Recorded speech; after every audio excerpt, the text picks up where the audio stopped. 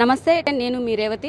ఇవాళ మనము రంగారెడ్డి డిస్ట్రిక్ట్ లో రాష్ట్ర మహాసభలు జరుగుతున్నాయి. ఆ ప్రోగ్రామ్ లో మనం ఉన్నాము. ఇక్కడ అసలు ఏం జరుగుతుందనేది ఒకసారి స్టేట్ సెక్రటేరియట్ జ్యోతి మ్యామ్ ని ఒకసారి అడిగి తెలుసుకుందాము. మేడం, ఇక్కడ అసలు అంటే ఇప్పుడు భారతదేశంలో మహిళల పరిస్థితి ఎలా ఉంటుంది? ఈరోజు నిన్నటి నుంచి సిపిఎం పార్టీ రాష్ట్ర మహాసభలు ప్రారంభమైనాయి.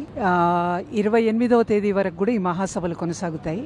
ప్రతి 3 సంవత్సరాలకు ఒకసారి మహాసభలు కింది స్థాయి నుంచి శాఖలు, గ్రామ స్థాయిలో ఉన్న శాఖల నుంచి మండల మహాసభలు, శాఖ మహాసభలు, జిల్లా మహాసభలు, రాష్ట్ర మహాసభ, అనంతరం ఏప్రిల్లో అఖిల భారత మహాసభ మదురైలో జరగబోతుంది, తమిళనాడులో.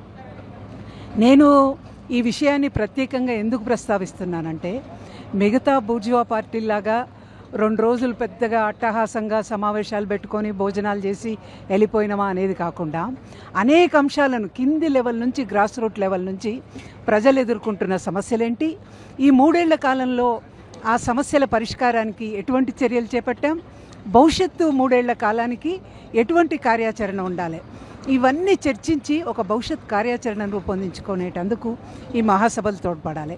అందులో భాగంగానే ఈరోజు రాష్ట్ర మహాసభ జరుగుతూ ఉంది. ముఖ్యంగా నేను ప్రస్తావించే అంశం మహిళలకు సంబంధించి, దేశంలో కావచ్చు, రాష్ట్రంలో కావచ్చు, ఈరోజు ఒక ప్రత్యేకమైన విషమ పరిస్థితి రాష్ట్రం కానీ దేశం కానీ ఎదుర్కొంటుంది. ముఖ్యంగా సమాజంలో సగభాగమైన మహిళలు ఈరోజు మళ్ళీ కొన్ని హక్కులు సాధించుకొని మహిళా ఉద్యమం ఒక అడుగు ముందుకేస్తుందంటే, మళ్ళీ మహిళలను 4 గోడలకు పరిమితం చేసే పద్ధతుల్లో ఈరోజు బీజేపీ వ్యవహరిస్తూ ఉంది. ముఖ్యంగా మొన్న బడ్జెట్ సమావేశాలు జరిగాయి. బీజేపీ అధికారంలోకి వచ్చిన తర్వాత 8 నెలల కాలం గడిచి మొట్టమొదటి తీసుకున్న చర్య మొన్న బడ్జెట్ సమావేశం. ఆ బడ్జెట్లో మహిళలకు సంబంధించి ప్రత్యేకమైన అంశాలు ఏమైనా పెట్టారా అని చూస్తే కనుక అసలు ఆ విషయమే ప్రస్తావించలేదు. దేశ ఆర్థిక శాఖ మంత్రి నిర్మలా సీతారామన్ ఒక మహిళ. నిజంగా ఈరోజు కుటుంబంలో బడ్జెట్నంతా, కుటుంబానికంతా సరిది ఆ రకంగా సంభాళించే వ్యక్తి ఒక మహిళ.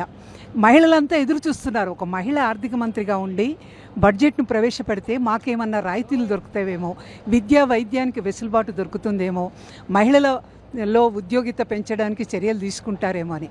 కానీ అనేక రకాలైన వాటికి కోతలు పెట్టి, విద్యా వైద్యానికి బడ్జెట్లో కోతలు, ఉపాధి హామీ చట్టం ఏదైతే సాధించుకున్నామో దానికి కోతలు, ఈరోజు అనేక రకాలైన పొదుపు చర్యల పేరుతోని వివిధ శాఖలకు కేటాయించిన బడ్జెట్ను కూడా కోతలు కోసేసేసింది.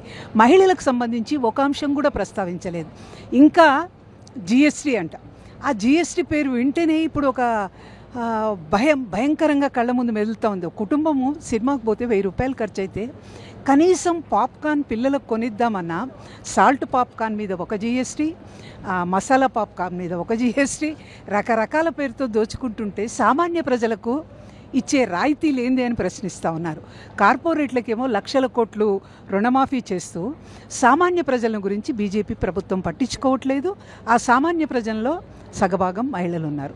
రెండోది, అన్ని వస్తువుల ధరలు ఈరోజు బాగా పెరిగాయి. పప్పులు, ఉప్పులు, నూనెలు, చింతపండు, అన్ని రకాలు. వాటి గురించి ధరలు నియంత్రించేటందుకు ప్రభుత్వం ఎటువంటి చర్య తీసుకోవట్లేదు. పెట్రోల్, డీజిల్ ధరలు ఎప్పుడైతే పెరుగుతున్నాయో దాని చుట్టారా నిత్యావసర వస్తువుల ధరలు కూడా పెరుగుతూ ఉన్నాయి. వాటికి సంబంధించి ప్రస్తావన లేదు. ముఖ్యంగా మహిళలు, పిల్లల మీద హింస, నేరాలు బాగా పెరిగిపోయినాయి బీజేపీ ప్రభుత్వం వచ్చిన తర్వాత. ఈ లెక్కలు కనుక తీస్తే ఒక్క రోజులో 89 మంది మహిళలు అత్యాచారానికి గురవుతున్నారని, బాలికల మీద హింస పెరుగుతుంది అనేది స్పష్టంగా అర్థమవుతుంది. ప్రత్యేకంగా బీజేపీ బాధితులు ఎవరైతే ఉన్నారో ఆ మహిళలకు అండగా నిలబడడం విడిచిపెట్టి, ఎవరైతే నేరం చేసినారో వాళ్ళకు అండగా నిలబడుతూ వాళ్ళని కాపాడుతూ ఉంది ప్రభుత్వము. బిల్కిస్ బాను కేసు చూసాం. అసలు ఎంత గుజరాత్లో నరమేధం జరిగిన సందర్భంగా ఒక మతం మీద విపరీతమైన దౌర్జన్యకాండ చేసి, ఒక మతాన్ని టార్గెట్ చేసి వాళ్ళ ఇల్లు ధ్వంసం చేసి అనేక మంది మీద అత్యాచారం చేస్తే, బిల్కిస్ బాను నిండు గర్భవతి, ఆమె కళ్ళ ముందే తల్లి మీద అత్యాచారం, కుటుంబ సభ్యుల మీద అత్యాచారం, వాళ్ళని చంపేశారు, బిడ్డను నేలకేసి కొట్టి చంపేశారు ఆమె కళ్ళ ముందే. 7 నెలల గర్భవతి బిల్కిస్ బాను మీద అత్యాచారం. ఆ నిందితులందరినీ అరెస్ట్ చేసి జైలుకు పంపిస్తే, మొన్న ఆగస్టు 15 సందర్భంగా సత్ప్రవర్తన పేరుతోని వాళ్ళని క్షమాభిక్ష పెట్టి బయటికి తీసుకొచ్చి మేళ తాళాలతో స్వీట్లు పంచుతూ పూలదండలేస్తూ తీసుకుపోయింది గుజరాత్ ప్రభుత్వం. భయం కాదా? అంత నేరస్తులు రేపు బయటికి వచ్చి ఏం చేస్తారో అని మహిళలు ఈరోజు భయపడే పరిస్థితిని నెట్టివేయబడుతున్నారు కదా. వాళ్ళకు అండదండలు ఇస్తుంది ప్రభుత్వం, వాళ్ళకు అండదండలు ఇస్తున్నారు అధికారంలో ఉన్న బీజేపీ ప్రజాప్రతినిధులు. ఎట్లా ఇది?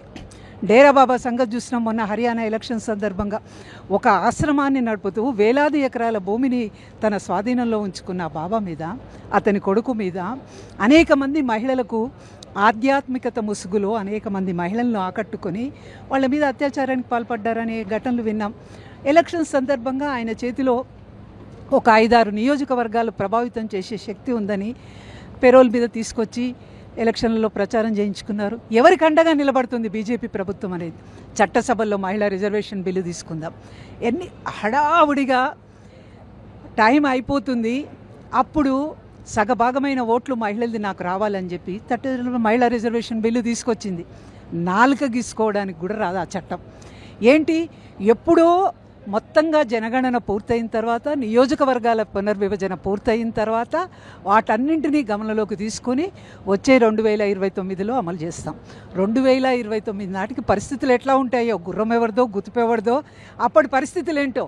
అంటే ఎప్పుడో అమలు కాబోయే చట్టాన్ని ఇప్పుడెందుకు ఆమోదించినట్టు? అంటే వెనకాలంతా మహిళల ఓట్లు సీట్లు తమై కాపాడుకునే ప్రయత్నం బీజేపీ చేస్తూ ఉంది అనేది దీన్ని ప్రజలు గమనించాలి అని మేము చెప్తా ఉన్నాం. రెండోది, రాష్ట్రంలో కూడా ఈరోజు బీఆర్ఎస్ ప్రభుత్వము అనేక రకాలైన నిరంకుశక చర్యలు, అప్రజాస్వామిక పద్ధతుల్లో వ్యవహరించింది. ఈ ప్రభుత్వం వద్దు అని కాంగ్రెస్ ప్రభుత్వాన్ని తీసుకొచ్చుకున్నారు ఈ రాష్ట్ర ప్రజలు. ఎదురు చూస్తూ ఉన్నాం, మేము కూడా ఎదురు చూసాం. దీనికి తెరపడుతుంది.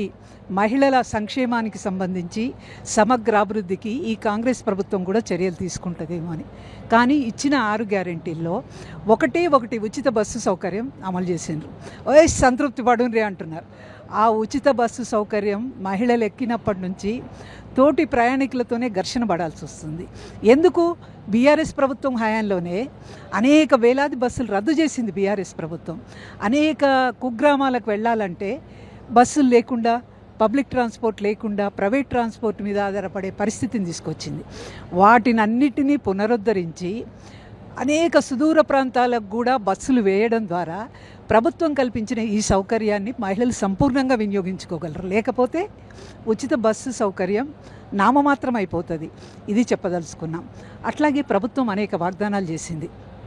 ఆ వాగ్దానాలని అమలు చేయాలి. ఏడాది కాలం కలిసిపోయింది, ఇంకెన్ని రోజులు ఎదురు చూస్తాం? అమలు చేయాలి. అట్లాగే రాష్ట్ర మహిళలు పోరాడి సాధించుకున్న హక్కు రాష్ట్ర మహిళా కమిషన్. ఎక్కడ మహిళకు ఎటువంటి అన్యాయం జరిగినా వెంటనే ఆ ఘటనా స్థలానికి పోయి ఏం జరిగిందని విచారణ చేసి దోషులను శిక్షించేటట్టు చూడాలి. రాజ్యాంగం కల్పించిన స్వతంత్ర ప్రతిపత్తి సంస్థ అది.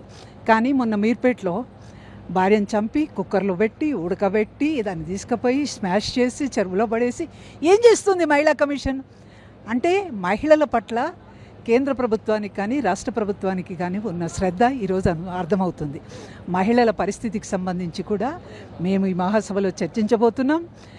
ఆ కమ్యూనిస్టు పార్టీ ఉద్యమ చరిత్రను పరిశీలిస్తే కమ్యూనిస్టు పార్టీ పుట్టినప్పటి నుంచి కూడా తాము పోరాటాల్లోకి రావడమే కాదు, తమ కుటుంబాల్లో ఉన్న మహిళలను కూడా పోరాటాల్లోకి, ఉద్యమాల్లోకి తీసుకొచ్చి ఆ రకంగా పోరాటాలు నడిపిన చరిత్ర, మహిళలను చైతన్యవంతం చేసిన చరిత్ర కమ్యూనిస్ట్ పార్టీది.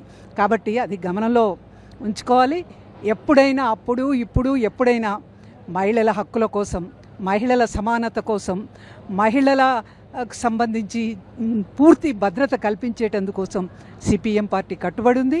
రాబోయే కాలంలో ఆ పద్ధతుల్లో అనేక కార్యక్రమాలకు ఇక్కడ రూపకల్పన జరగబోతుంది.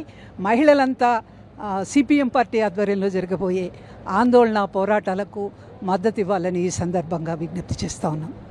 Thank you madam.